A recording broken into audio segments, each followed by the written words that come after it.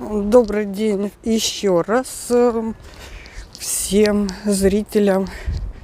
Вы на канале Зоя об Анапе. Ну и зайдем на пляж Малая бухта, раз уж мы тут все равно рядом. Кстати, несмотря на такой сильный ветер, сегодня здесь нет вот этих огромных волн. Это значит ветер другого направления, не знаю какого, но другого.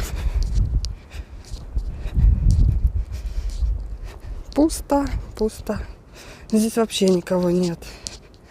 Все желающие искупаться пошли на высокий берег.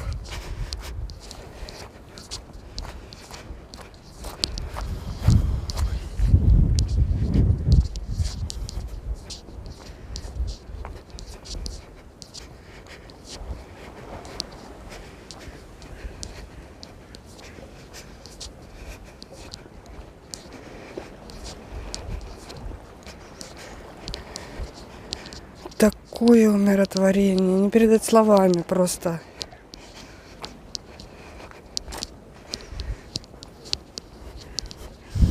Кстати, кто-то летом так удивился вот этой красной ковровой дорожке, но она уже не красная, она, конечно, выгорела и вытоптана, что, мол, встречают как дорогих гостей. Заходить в море. Нет, там тоже купаются, смотрите.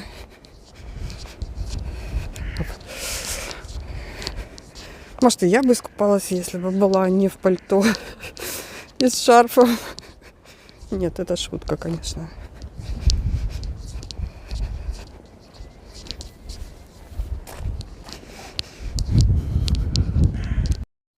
Вот из моря девушка выходит. Так, а я хотела вам рассказать еще об одной важной новости. Я думаю, что этого ждали все жители, ну не только Анапы, конечно, Краснодарского края, в общем. Я вам сейчас просто зачитаю. На Кубани запретили строить ЖК без школ и детсадов. Теперь без четкого графика возведения социальной инфраструктуры на Кубани не будут выдавать разрешения на строительство многоквартирных домов. Это обязательство пропишут в соглашениях между муниципалитетом и застройщиками. 29 сентября депутаты... они тоже из бани, что ли? ЗСК приняли в окончательном чтении изменения в градостроительный комплекс региона. Они касаются комплексной жилой застройки. Сейчас Краевой департамент по архитектуре и градостроительству завершает разработку единых требований. Обновленная правовая база обяжет, исходя из действующих нормативов, одновременно жильем создавать необходимые школы, детсады, медицинские учреждения, спортивные площадки, парковки, а также благоустраивать территории, сказал Вениамин Кондратьев. В соглашениях по каждому участку отдельно будет прописано место размещения социальных объектов. Кроме того, укажут сроки их строительства и источник выделения средств. Возводить жилье застройщик сможет начать только после документального подтверждения всех данных по соцобъекту. Я вам расскажу, почему это очень важно, почему мы этого так долго ждали. Ну, потому что я сегодня написала пост, можете посмотреть в сообществе.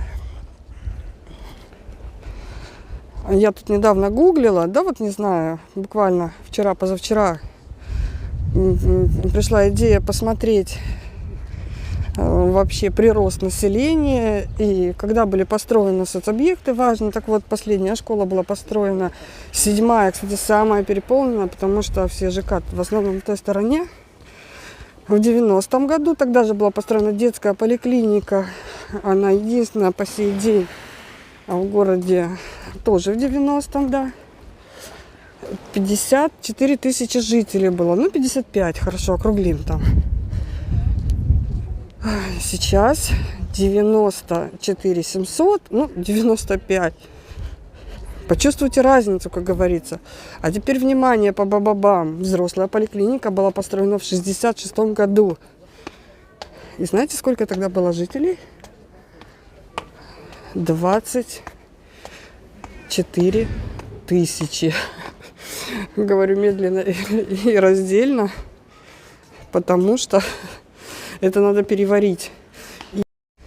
Так вот, поликлиника была рассчитана на 400 пациентов в день, скажем так, пассажиропоток. Сейчас ситуация изменилась, естественно. 4 раза с того времени выросло население. Видимо, именно поэтому попасть в поликлинику практически невозможно вообще. Просто невозможно.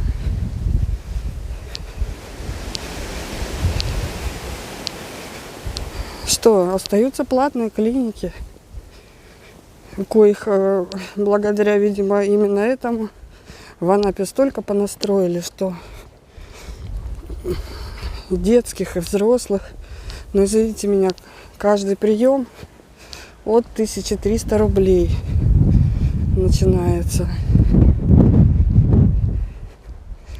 Так что с медициной в Анапе полный затык. Что детская, что взрослая.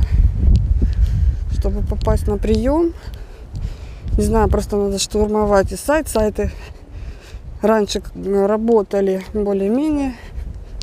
О, все здесь закрыли тоже. А сейчас, да нереально просто. Чтобы дозвониться в детскую, сейчас они сделали единую линию, там вот ты полчаса ждешь, чтобы взяли трубку. В это время играет музыка. Раньше как был обычный телефон, обычный звонок. Из тебя в это время снимают деньги. Это как я недавно звонила. 100 рублей сняли за ожидание. А в итоге мне что сказали? Что на сегодня уже врач не принимает, а на завтра мы расписание не знаем. Сейчас у нас у врачей плавающее расписание, потому что врачей мало.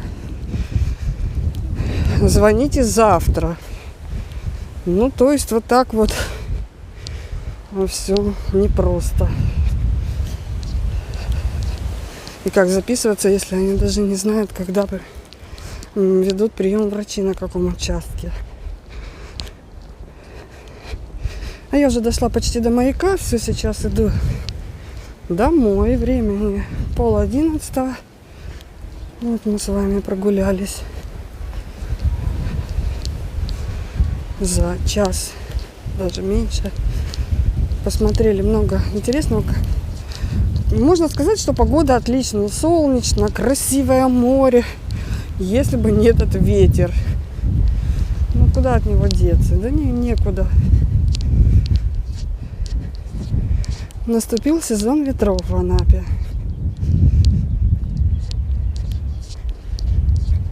Все уже закрыто. Ну, а кто будет сидеть в открытых кафе на таком холоде? Птички зато поют.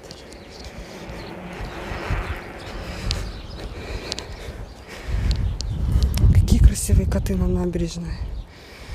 И британские, и шотландские, наверное. Не знаю, я в породах не сильна, не блестящий. Ну, это же кто-то выкинул, скорее всего, принес своего. Злости не хватает, честное слово. Поэтому не буду углубляться в эту тему. Всем спасибо за внимание. Вы были на канале Зоя об Анапе.